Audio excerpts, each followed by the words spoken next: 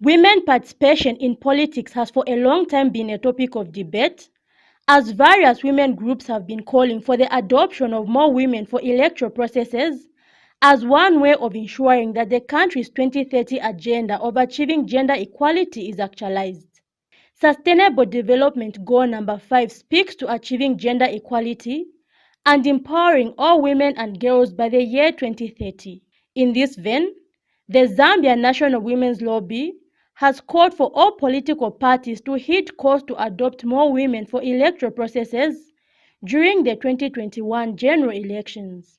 Beauty Katebe, who is organization board chairperson, says during a recent tour to Rwanda, the organization was pleased to learn that the country considers gender equality as a prerequisite for sustainable development and hence has created an enabling environment which speaks to gender responsiveness. Ms. Katebe adds that Rwanda has achieved 50% women representation in parliament and that Zambia should take a leaf from that country, as women representation in parliament for Zambia stands at only 18%.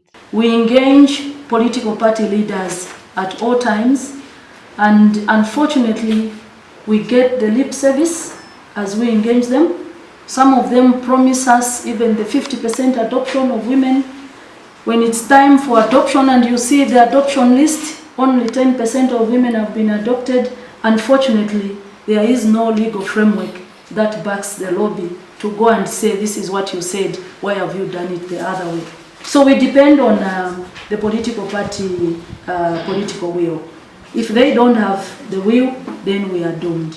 Meanwhile, Zambian Women in Politics chairperson Saboy Imboela, speaking during the same forum, says government should work hand in hand with opposition political parties to ensure development of the country. Ms. Imboela, who is also spokesperson for the National Democratic Congress (NDC), says politics should not be about competition but developing the nation. And the good thing is that we did meet also politicians from the opposition political parties, and they don't even want to refer themselves as opposition political parties, because the government and the parties which are not in the government, they're working together very, very well. There's this principle of power sharing that Rwanda has adopted, which is really working well. So apart from this gender inclusiveness, which is good, there's also power sharing. Zambia heads to the polls in August 2021 for general elections. Zipporah Mushala, Movie TV News, Lusaka.